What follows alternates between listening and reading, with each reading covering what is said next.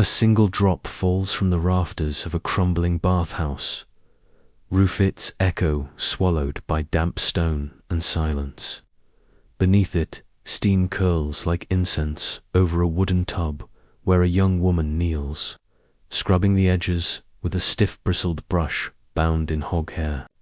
The scent of rosemary and stale sweat hangs in the air, mixed with a faint trace of wood smoke from a distant hearth. Her hands are red with lye soap, the knuckles split from winter's bite and the water's sting. Behind her, candlelight trembles, in rusted sconces, throwing shifting shadows across the tiled walls' mosaics, once vibrant, now dulled with mould and soot. She has no name here, not one that is spoken. The villagers call her simply the washer, the girl who scrubs where others dare not tread. Her breath rises in clouds as she leans over the basin, body bent in a rhythm older than prayer. She hums through cracked lips, a hymn learned from her mother's dying mouth. Its notes do not carry far, swallowed quickly by the thick, wet air and the chill that creeps along the stone. This place was once a sanctuary, a bathhouse of the priory, where pilgrims came to purify their bodies before entering holy ground. Now it is half forgotten, repurposed, desecrated by the steady erosion of time.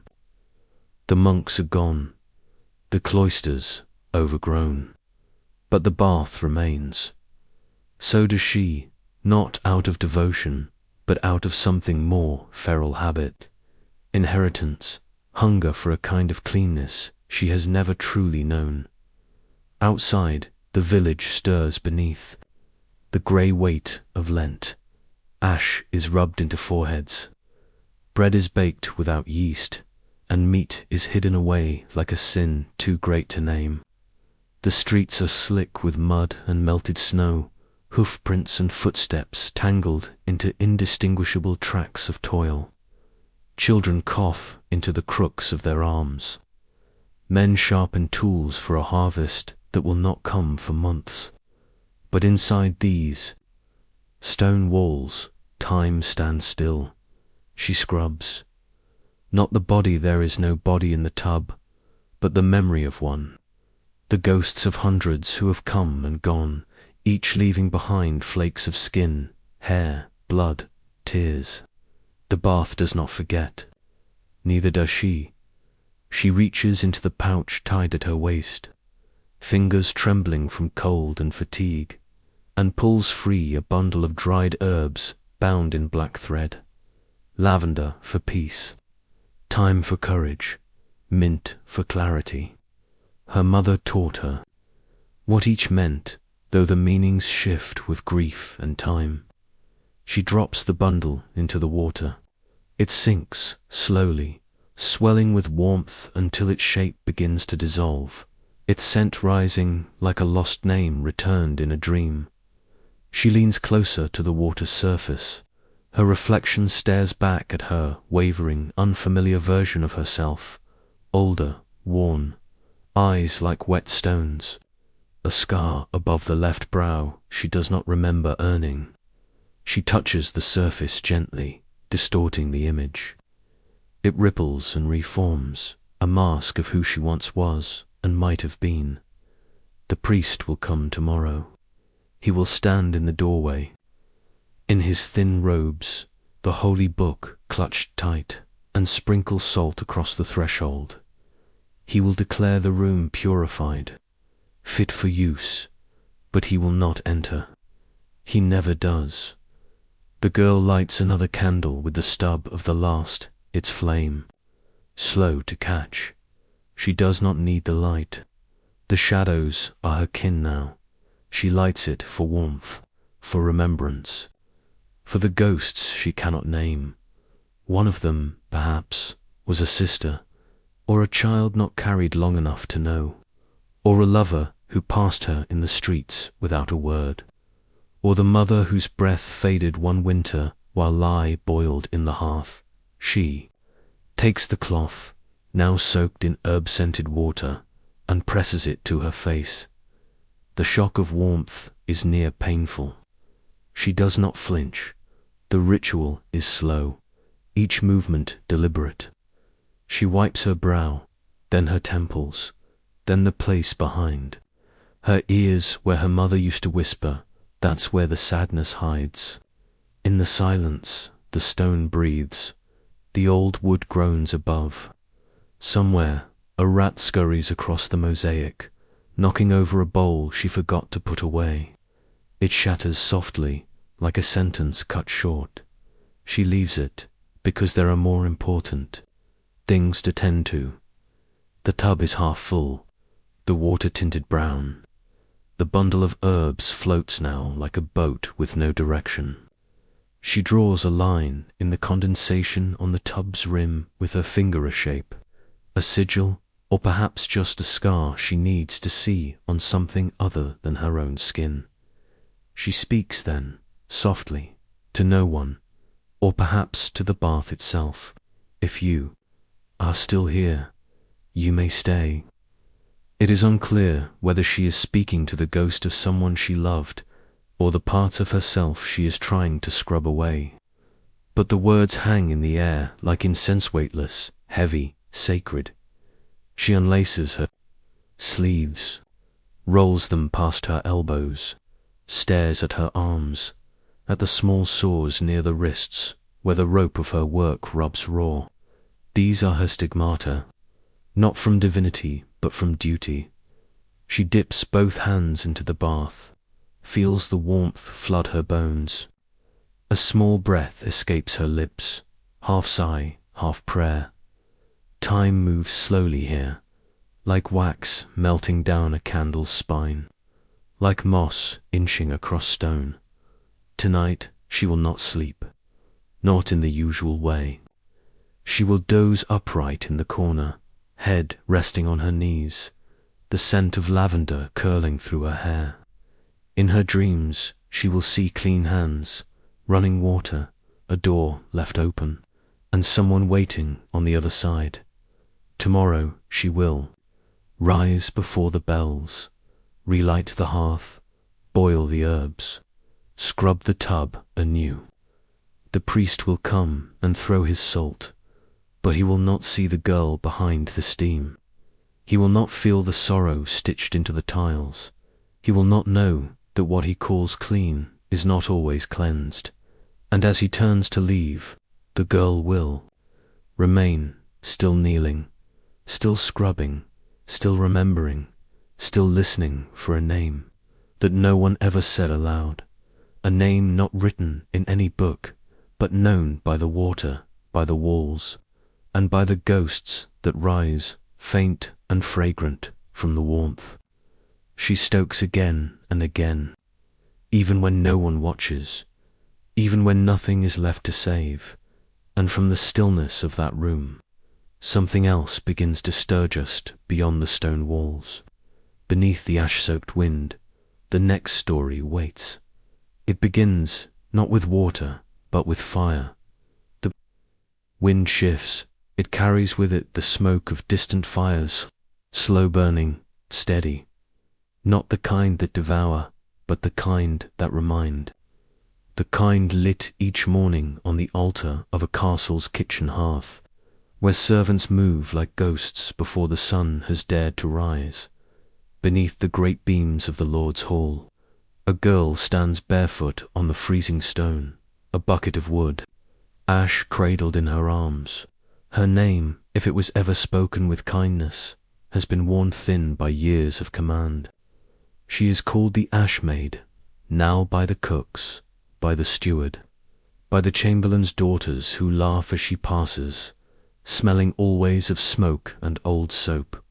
Her shift is grey, her hands are cracked, the skin peeling from her knuckles like parchment, left too long to dry. She has not felt warmth that wasn't stolen from a hearth since the winter began. Yet here she is, long before the meat is hung or the ovens, stoked kneeling beside the noble's privy with her ash and her silence. The stone seat is still warm from use. The smell is thick sour, human, humbling. but she does not gag. She is past that now. With a wooden scoop carved from a broken spoon handle, she spreads the ash across the waste pit, not all at once, but in a slow, circular motion and old ritual, passed from servant to servant, mother to daughter. The ash day, say, traps the smell. The ash keeps the rot from rising. The ash, in its way, keeps the castle clean. She knows otherwise. The ash only hides what the nobility refuse to see. She moves next to the chamber pewter basin. Delicate at the lip, she carries it with both hands, careful not to slosh its contents. This one belongs to Lady Annalise, whose hair smells of honey and whose temper arrives with the thunder. The girl will scrub it with vinegar and hot sand, then rinse it with water boiled over the same fire, where the morning porridge is prepared. There is no dividing line between filth and feast, the cook once said. There is no castle without the chamber pot. It made her laugh then. It does not now, she thinks, as she scrubs the rim of the basin, of how the noble women press perfumes behind their ears and speak of holy ablutions. They speak of saints who bathed in sacred springs. They whisper of miracle wells and relics that cleanse the soul. But here, in the belly of the castle, cleansing means something else. It means hiding what the world wants forgotten. It means scrubbing until your hands bleed and the smell of lye lives under your nails. It means waking before anyone else, so no one sees how dirty the castle truly is. The door behind her opens. A young boy peers in, Erin's child, barely older than 7, his nose red from cold. "Fire's low," he says. She nods. She sets the basin aside and lifts the bucket again, this time walking toward the scullery's central hearth. Her steps are careful. The stones beneath her are uneven, slick from the night's frost. One misstep, and her shift will be soaked with waste, and there will be no new shift to wear dot at the hearth. The coals are still alive. Barely. She bends down, blows gently, and feeds them thin shavings of birch bark. They catch. Flame curls upward like a whisper, licking the soot-black pot above. This is where she washes the cloths. Not the fine linens, no. Those are for the laundresses down by the river. Here she tends to the rags used to wipe, to bind, to soak up what is not spoken of in polite company: blood, vomit, milk, pus, human remnants. The water in the pot begins to steam. She adds lye, a thick paste made from last year's ashes and rain. The scent rises sharp, bitter, real. She begins to stir. The wooden paddle creaks against the rim of the pot. Each movement releases heat into her face, thawing her cheeks just enough to remind her how cold they truly are. She closes her eyes, dot in the dark behind her lids. She sees her mother's hands, strong, calloused, always wet. Her mother taught her how to stir, how to fold, how to survive in silence. But even her mother flinched once. When the lady of the house passed by and the scent of the chamber pots clung too close, she will always smell us before she sees. Us, her mother said, so keep your head down. The girl never forgot. A shout echoes through the corridor, footsteps, boots, a spilled bucket, laughter, then silence. She continues to stir. When the cloths are boiled and rinsed, she lays them on the hearthstones to dry. Steam curls from them like mist on the moor. It is the only beauty allowed to her in this place. She touches one, just lightly. The fabric is coarse, rough on her fingertips, but clean, truly clean, not perfumed, not adorned. Cleansed by fire, and salt and time. She presses it to her cheek, closes her eyes, and pretends pretends she is the lady, waking in a soft bed of wool and down, with clean hands and warm feet. Pretends she is someone whose name is remembered. Pretends she is someone whose dirt is washed by others. But the cloth cools quickly, the pot bubbles still, and morning has arrived. The first servants trickle in, rubbing their arms, sniffing the air. They nod to her, but do not speak. She gathers the dried rags in her apron and moves quietly to the corner. She does not want to be seen. She never wants to be seen, for to be seen is to be remembered, and those who are remembered may be blamed.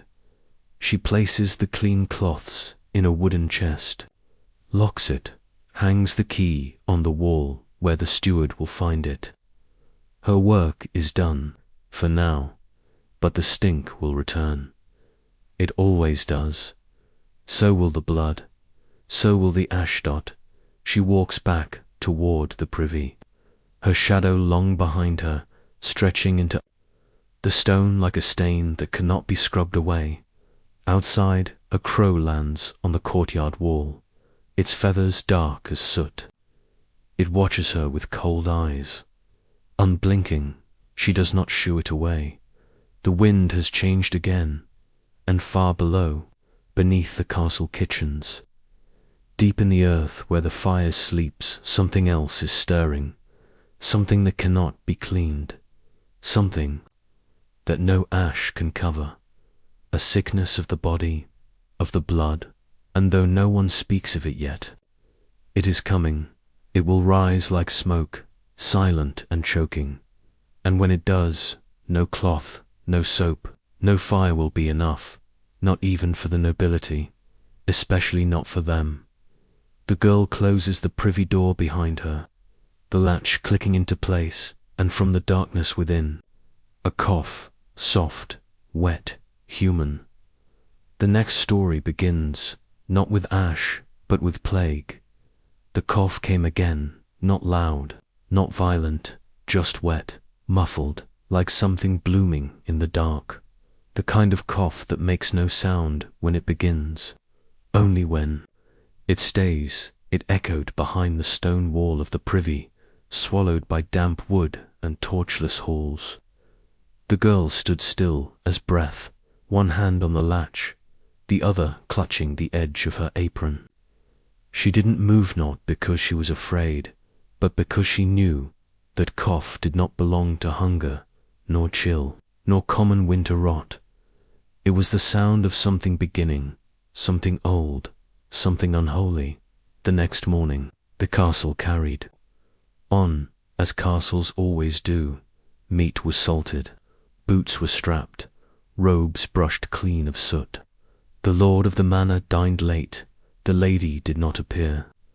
A priest passed through with a silver bell and a sermon about Saint Sebastian and fortitude. In times of trial, no one spoke of the cough. No one ever does. But in the shadow places, it moved. Beneath rush-covered floors and cold privy stones, it lived in the warmth of unwashed hands and the fabric of shared cloaks. It took root in the silence of things no one dared question. The girl kept working. She stirred the lye, washed the cloths, changed the ash. But now she watched the steward wipe his mouth too often, watched the cook's assistant press a shaking hand to his ribs, watched the bucket of chamber pots fill faster than the fire could cleanse. One night, she found a rat lying stiff near the hearth, eyes wide, fur-matted with something dark. She wrapped it in a torn strip of linen and tossed it into the coals. No one asked where the linen had gone. They never asked above the kitchens. Behind the closed doors of the noble chambers, fever crept through the walls like smoke through thatch. Quiet at first, a sigh, a faint cry muffled by velvet drapes. But the servants heard. They always do. Lady Annalise, once golden-haired and cruel-eyed, did not rise for matins. By vespers she could not speak. Her gown was changed thrice. stained each time with what the maids refused to name. They whispered of the black breath and the saint's punishment, but in truth it had no name, only signs. Red, swollen, foul. Final. The priest returned. He carried a satchel of rosemary and sage, held against his mouth with a cloth soaked in vinegar. He sprinkled salt in the corners, lit candles, chanted Latin, "Deliver us from evil, from pestilence, from the snare of the fowler." But the wax melted too fast, and the fire would not stay, and so the girl was summoned, not because she was holy, because she was disposable.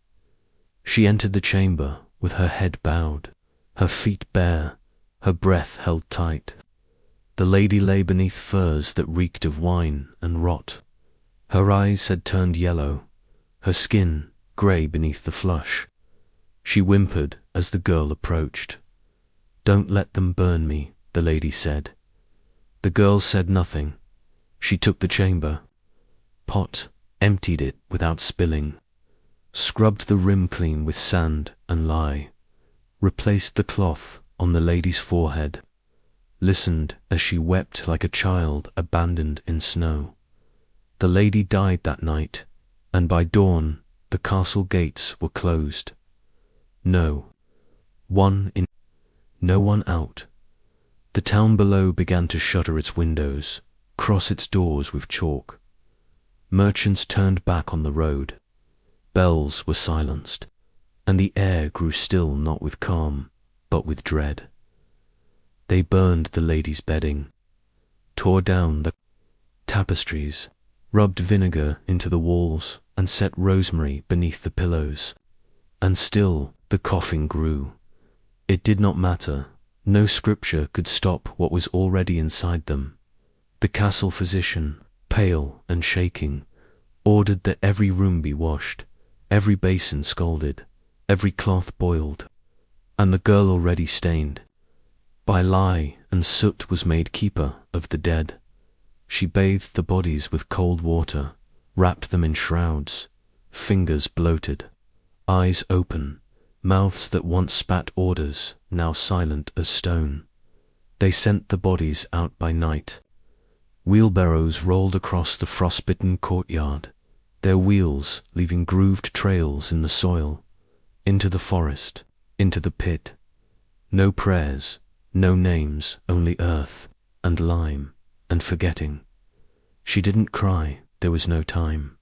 She still had to boil the water, still had to rake the hearth, still had to mix the lye, stir the rags, open the windows to a sky that no longer moved, until one evening she saw it on her own skin, just a dot at first, dark, raised, near the collarbone, where no one looked. She ran her fingers over it, once. Twice it did not hurt, not yet, but it was there. She sat beside the fire, staring into the coals, not moving, not breathing. The wind outside pressed against the shutters like a whisper, too urgent to ignore. She thought of her mother, of the bathhouse, of the tub and the bundle of herbs tied with black thread. She remembered the way steam curled from the water, the way ghosts rose in silence. That night she did not sleep. She took a strip of linen, soaked it in vinegar, pressed it to her neck. She took the ashes from the hearth and spread them in a circle around her pallet. She lit every candle she could find, whispered every half prayer she half remembered. But the fever had already taken root. It would bloom in her bones by morning, and yet she rose. She stoked the fire. She boiled the cloths. She cleaned the privy, because someone must. Someone always must. And as the castle faded into silence room by room, breath by breath, her footsteps still echoed, not because she hoped to survive, but because she refused to leave it. Filthy, she refused to let them be forgotten in their filth. And as the sun broke cold, and white over frost-covered fields. A raven perched atop the chapel cross, watching, waiting. The girl stood in the courtyard, linen around her shoulders, sweat already soaking through. She did not look up. She closed her eyes, and in the quiet behind her lids, she saw the bath again. Steam, water, a single drop falling. The story does not end here. Plague is not the end. It is the reckoning, and what comes next is fire. The fire did not come in a roar. It came in silence. A smouldering wick, a carelessly dropped coal, a single breath of wind that fed the waiting embers. It came when no one watched, when the chapel windows were dark and the kitchens were empty, when even the rats had grown too weak to scurry. The fire found dry straw in the servants' quarters. It found grease on the walls and old rushes soaked in filth. It found the forgotten corners where the dead had lain, and where the living barely lingered. And then it rose. Smoke crawled first, low and creeping, black and slick like oil across stone. It moved through the castle with purpose, as if guided by a hand older than time. The timbers groaned, then split. The heat cracked windows. Roof tiles snapped and tumbled into the courtyard like broken teeth. And from within that rising storm, a girl stumbled into the frost-covered yard, barefoot and burning. Her linen shift clung to her with fever sweat. Her arms trembled, not just from sickness, but from what she had chosen to do. She had set the fire, not in rage, not in vengeance, but in ritual, because no priest had come. No cart for her body waited.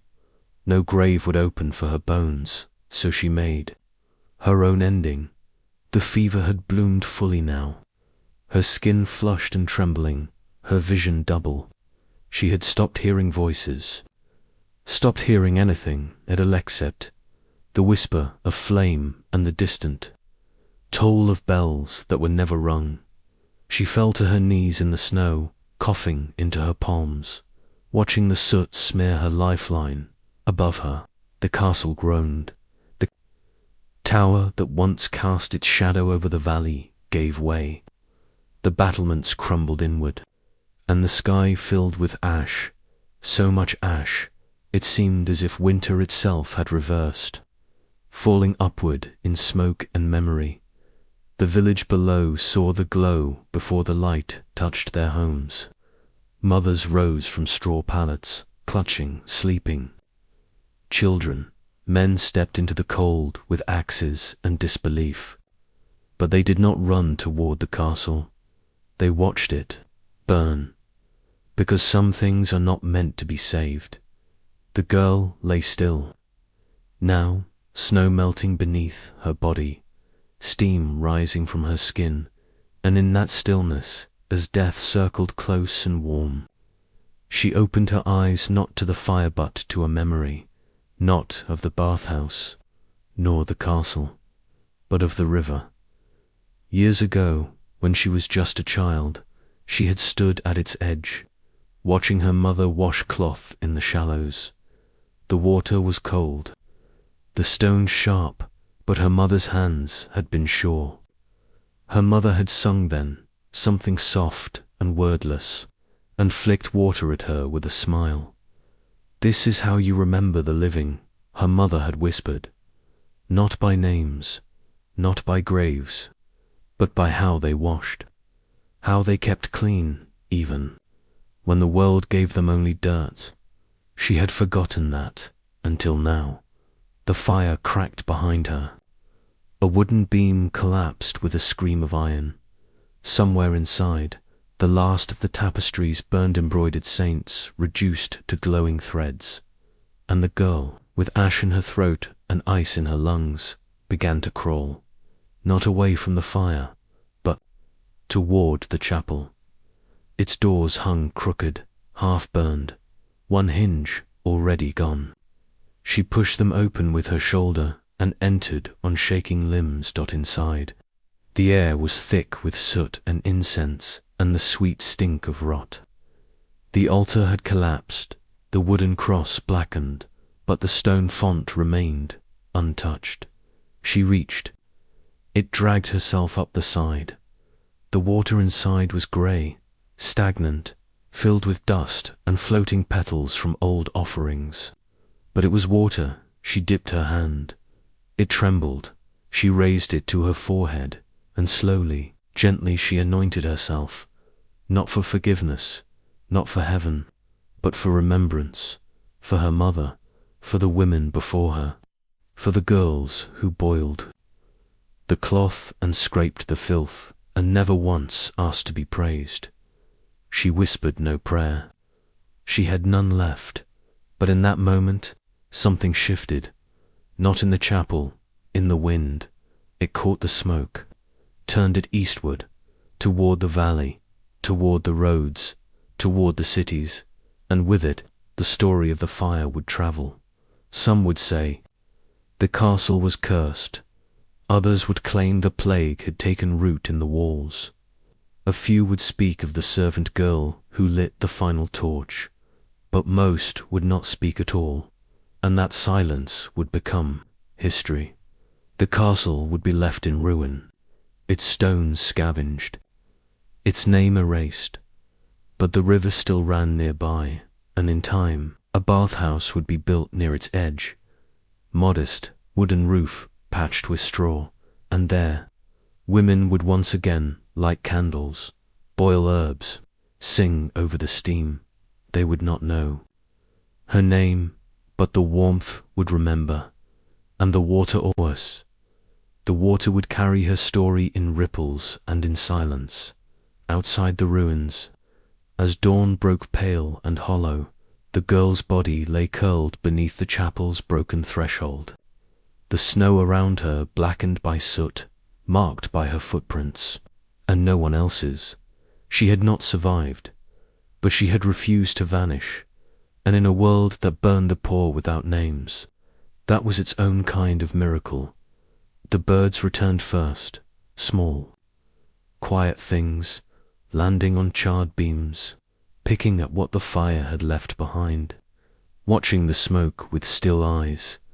Then came the scavengers, drawn not just to ruin, but to what it covered, and in time others, men with ledgers and lists, measuring stone, marking ground, searching for signs, and one among them, an old monk, half blind, still faithful, knelt by the chapel and traced the ash-marked ground where the girl had lain.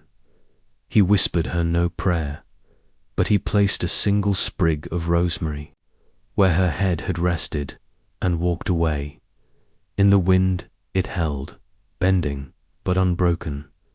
The fire had come, but it had not erased, and somewhere far beyond the smoke, in a town that had not yet known plague, a bell began to toll, soft, slow, inevitable. The next chapter would not begin in heat, but in cold silence, where the living would try to forget what the dead already knew. Snow covered the ruins. Days passed. Then weeks. Winter pressed its weight into the stone, sealing the ashes beneath frost and silence. The castle was gone, reduced to fragments of memory and blackened timber, but the cold remained. It crept through the hills, into the valleys, along the riverbanks where fishermen once whispered prayers before casting nets, and into the hearts of the villagers who had watched it burn. They did not speak of it, not aloud, but the children began drawing flames in the dirt, and the elders salted their thresholds more than usual. Fear had soaked into the soil like blood, and fear, once buried, never stays buried long. In the village square there stood a well-old, deep, bricked-in slate, its rim worn, smooth by generations of hands. It had been the source of life once, in summers thick with thirst. Now, in winter, it echoed with a strange quiet, the ropes frozen stiff, the bucket half submerged in ice. No one drank from it any more, not since the plague came. They fetched water from the stream now, even though it ran slower, murkier, lined with silt and moss. They trusted moving water. They trusted what did not stand still. But there was one who returned to the well, an old woman, hunched and veiled, her breath white against the dawn. She wore a shawl woven from sheep's wool and mourning, and in her hands she carried a bundle wrapped in waxed cloth. Each morning she lowered it into the well, let it hover above the ice, and then, just before the rope tensed, she pulled it back. She did not speak. No one asked her why. But in time, they began to whisper. She had lived through the first burn. She had known the girl who lit the fire. She had washed her body once, in the bathhouse near the priory, when the girl was still a child, still whole. The bundle, they said, held remnants of cloth, of hair, of memory. Others said it was something worse, a relic, a curse, a seed of the sickness that once turned warmth to ruin. But the truth was simpler. The woman was the girl's aunt, and she had nothing left to bury, so she kept lowering the cloth into the well, hoping the water might remember what the fire took. But the water only reflected. It never returned. Beyond the village, the land had grown quiet. Entire manors stood vacant, doors ajar, tapestries mold-bitten, hearths cold for seasons. The nobles had fled south or east or into the monasteries. Some disappeared into the forests. Others never made it that far. The plague had not just taken lives, it had broken the pattern. And when the pattern breaks, the world forgets how to be itself. The fields were tilled late, the flocks left unattended. No feast day passed with bells, no market thrived with music. Even the birds sang less, but still people survived. They did not thrive. They did not rejoice, but they endured in a damp cellar beneath a collapsed granary. A midwife scrubbed her hands with sand and vinegar before delivering a child who would not cry in a shed made of scavenged pews. A boy buried his father beneath a mound of frozen earth and placed a shard of stained glass where the headstone should be. In a burned cottage, a girl with no name found a page from a scorched book and read the single word that had survived: remain. This was the shape of survival now, not triumph, but tenderness among ashes. And yet, something else stirred, not plague, not fire, but the return of cleanliness, a strange thing in the wake of so much decay. Perhaps it began with a child dragging a cracked basin to the riverbank, or an old man boiling pine needles and salt to cleanse his wounds, or the candlelit hush of 3 women gathered in the ruins of the priory bathhouse, soaking cloth in rosemary and silence. There was no priest to bless it, no noble to command it, but they began to wash again, their faces, their hands, their dead. They began to clean, as if by scrubbing soot from stone, they could also scrub fear from the soul. The bathhouse, once overgrown and half swallowed by vines, opened its doors again, not by ceremony, but by need. Mothers came with rags soaked in mint and thyme. Old men sat by the hearth and spoke of their childhoods while heating water in dented cauldrons. A girl no older than 10 wrote the names of the dead on the walls, with chalk and candle soot, each one followed by a single white line: cleansed. There was no healer, no bishop, just warmth, just water, and the ghosts, of course. Always the ghosts. They lingered in the steam. They hummed in the pipes. They whispered. in the cracks of stone that no one had ever repaired. Not angry, not mournful, just present. The old woman from the well came once. Only once. She stepped into the bathhouse as if crossing into a memory. She said no word, but left her bundle by the central tub. When she turned to go, she pressed her hand to the mosaic near the entrance, the same one where a saint had once been painted, now faded beyond recognition. She stood there a moment, then whispered, "Let her be remembered clean," and left. The bundle remained unopened. It sat beside the tub, slowly collecting dust, but no one moved it. No one dared, because the water remembered, and the water had finally begun to heal outside. The season turned, the ice cracked, the trees budded, birdsong returned, and with it, the knowledge that what was lost could never be replaced. But it could be honored, not with monuments, not with names etched in stone, but with steam rising from a tub at dusk, with the scent of time in the air, with fingers, raw from lye, scrubbing the corners others refuse to see. This is how the world rebuilds, not with kings or banners, but with the quiet ritual of those who remain. The bathhouse never returned to what it was.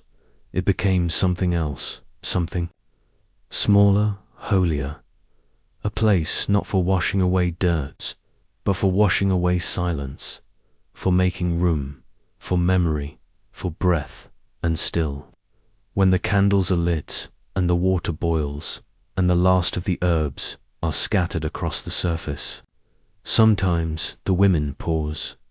They bow their heads, and in the rising steam they see her, the girl who would not be forgotten, the one who burned the sickness from the stones, and they whisper not in fear, but in thanks, "Let her be remembered clean." And then they begin again, because even after fire, after plague, after death, there is always washing. There is always water. There is always the next girl kneeling at the edge of the tub, hands in lye, scrubbing what the world leaves behind, and beyond her, beyond the bathhouse and the thawing fields, a procession of pilgrims moves slowly down the road, clothed in rags, carrying relics, seeking blessings not of gold or heaven, but of heat, of soap, of touch. The world is not healed, but it is waking. And it begins as it always must in water. There is a road that winds beyond the village, narrow and rutted, bordered by crooked trees that lean as though eavesdropping. The stones beneath it are ancient, pressed flat by generations of hooves, cartwheels, and bare blistered feet. And now, after the fire, after the fever, after the silence, they bear the weight of something strange, a procession not of nobles, not of priests, not of armies, but of the forgotten women, wrapped in cloaks made from old grain sacks, patched with linen soaked in sage and tears. Boys too thin for their years, with dirt under their fingernails and twine wound round their fingers. Like rings, widows and midwives, orphans and millers, leprous men who have not felt a clean touch in months. And at their center, a woman who walks with a basin in her arms, empty, cracked, clean. They move slowly, as if every step might disturb a truth buried beneath the earth. There is no chanting, no banners, only the quiet rhythm of tired feet and the soft clinking of copper coins they do not intend to spend. They walk toward the bathhouse, not to be saved, but to remember what it means to wash. Word of it had spread whispered between market stalls, carved into bark, murmured through cracked windows and over cold bowls of soup. There is a place where the water still remembers. Not everyone believes it, but belief has never been a requirement for healing. The procession arrives just before dusk. The bathhouse stands like a prayer stitched into stone, humble low-roughed walls, patched with timber and moss. Smoke rises from the flue. Candlelight flickers behind waxed parchment windows. The scent of rosemary lingers in the wind. Curling like a hand reaching through time, the door creaks open, and from within a girl steps forward. She cannot be more than 12. Her cheeks are pink from steam, her sleeves rolled to her elbows. Her hands wet. She looks at the procession, says nothing, then steps aside. They enter. One by one, they remove their boots, lay down their cloaks, fold their hands. They do not rush. No one speaks. There is no need. The language of water is older than words. Inside, the warmth is staggering. Not heat but care, the kind that seeps into bone and unknots the spine, that reminds the heart it is still beating. The hearth glows. A cauldron simmers. Bowls of lye. Pastes sit beside bundles of cloths and herbs wrapped in string. Everything has been prepared with reverence. The girl leads them in. Some take basins.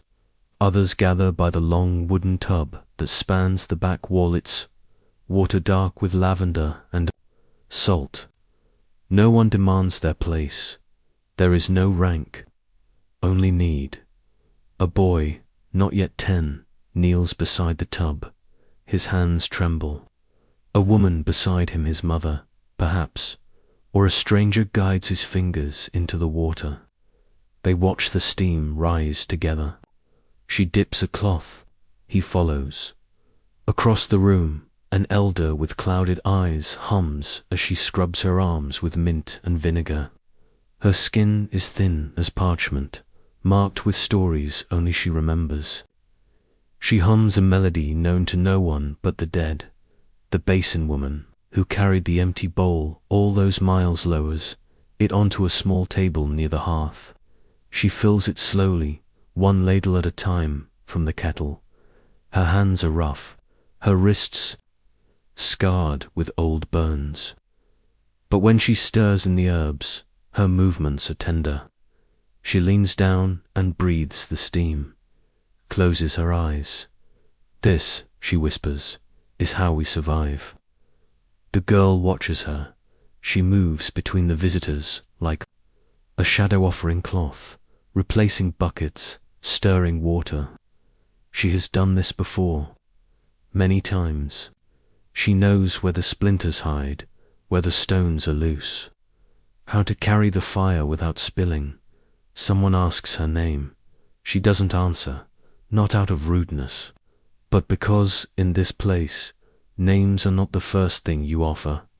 Clean hands come first, and the water. Always the water. It is late now. The stars peek through the cracks in the roof. Steam thickens in the air, curling round the beams, clinging to skin and hair like a blessing. The floor is slick with drops. Cloths hang near the hearth, drying in soft, glowing silence. One woman weeps as she washes her feet. Her toes are blistered, broken, but she cries not from pain, from relief, from memory, from the scent of her mother's kitchen on a winter night. A boy finds a comb left on the shelf, made of bone, worn smooth.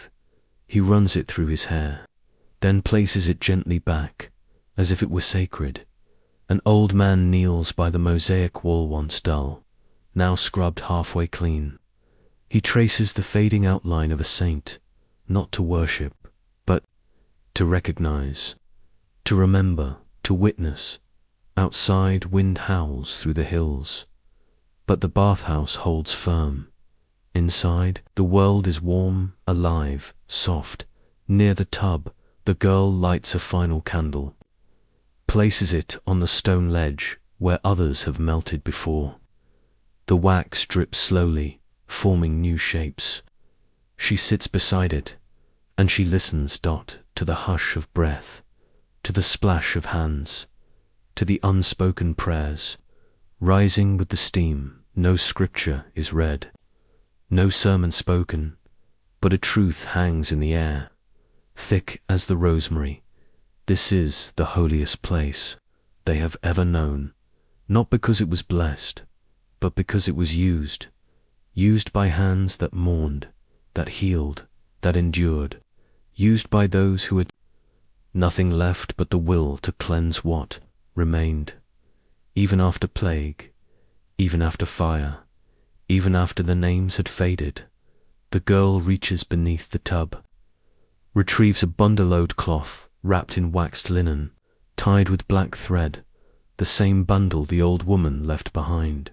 She unties it, inside a lock of hair, brittle and gold, a ribbon, a bit of soot-stained lace, and a name stitched into a rag. Half faded, she who washed. The girl presses it to her chest, then drops the bundle into the tub. It floats for a moment, then sinks slowly, like memory, like a body, like a prayer. And as the steam rises once more, curling around faces and fingers and firelit eyes, a voice faint from no one and everywhere whispers, "Let her be remembered clean." Outside, dawn begins to stir behind the hills, and somewhere beyond, on another road, someone else begins their journey, carrying nothing, except a basin. It is morning now, not the golden kind sung of in psalms, but the ashen grey of old cloth and breathless frost. The light spills across the stones without warmth, like memory returning to a place that no longer wants to be remembered. The bathhouse stands quiet. Inside, the hearth has gone cold, but the scent of mint and rosemary lingers in the air, clinging to the wooden beams like ghosts too gentle to leave. The water in the tub has stilled. What remains floats in silence, a ribbon, a thread, a single wilted herb. Footprints in the soot tell the story of those who came, bare feet, cracked heels, small, wide steps, the sick, the old, the wanderer, all gone now, but the water remembers. It always does.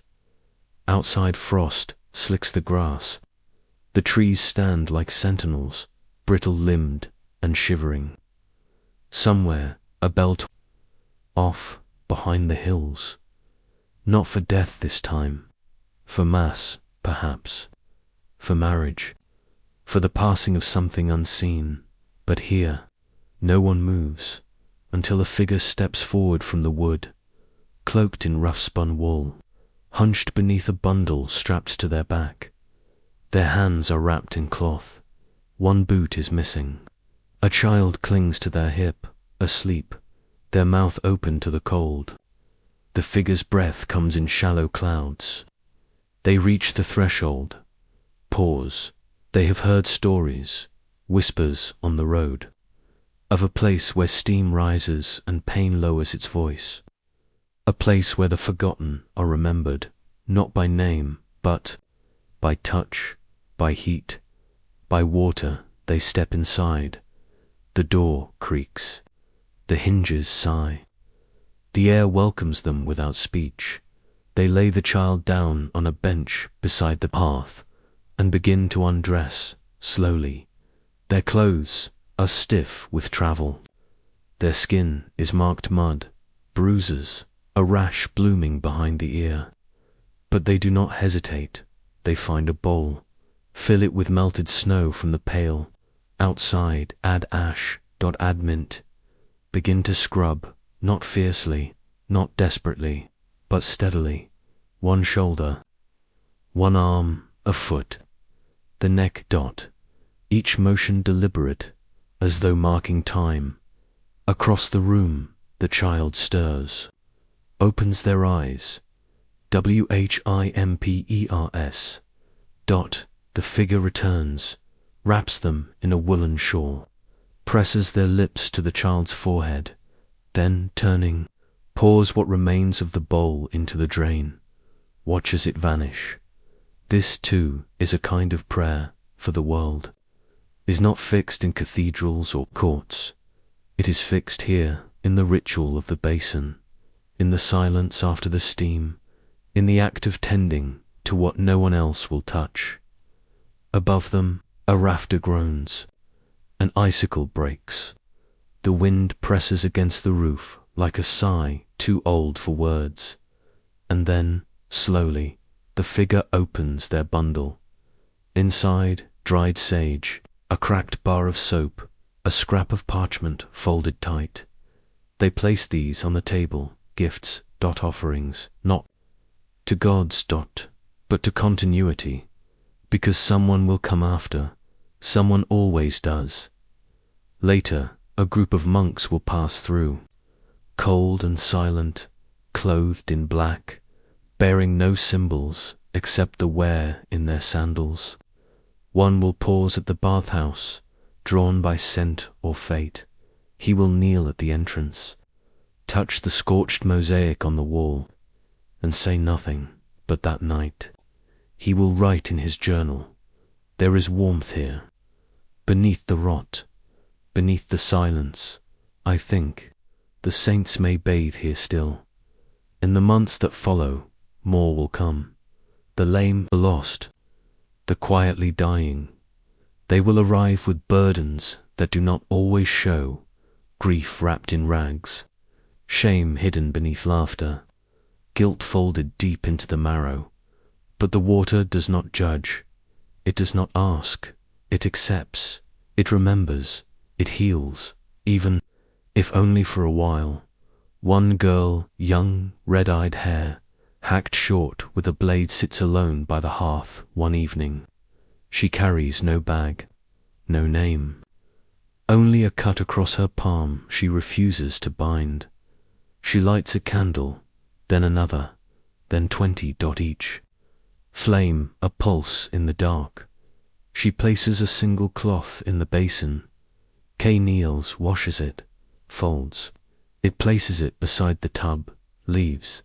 She does not speak, but for weeks afterward.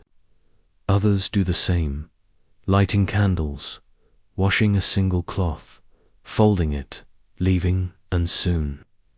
Without decision or decree, a ritual is born, not because someone declared it holy, but because pain, when shared gently, becomes practice, not spectacle, not sermon, just something to do, to survive, to carry forward.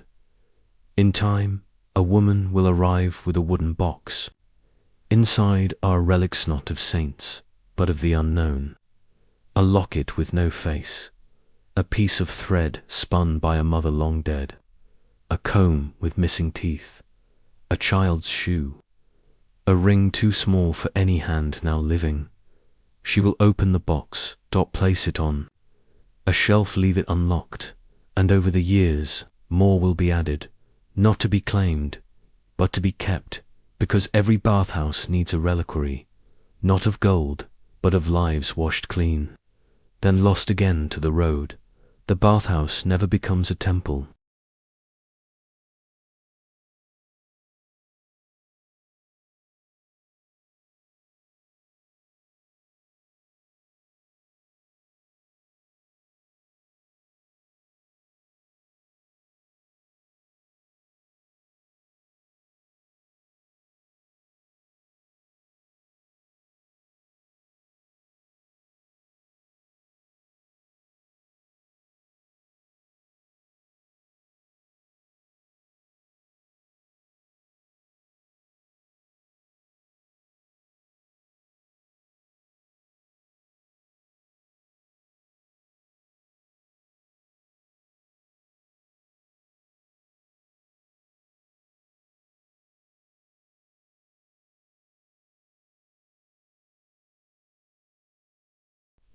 No bell tower is built, no altar carved, no holy orders guard its door.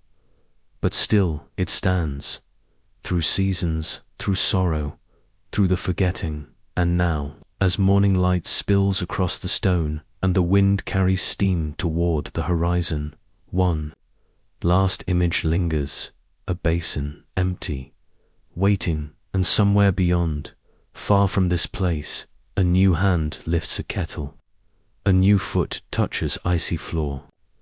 A new voice hums an old tune, and the story begins again. Not because it must, but because it can. Because even after plague, fire, and silence, even after names are lost and bodies turned to ash somewhere, someone remembers what it means to wash the living, to bury the dead gently, to kneel before a tub and say, "Let them be remembered clean."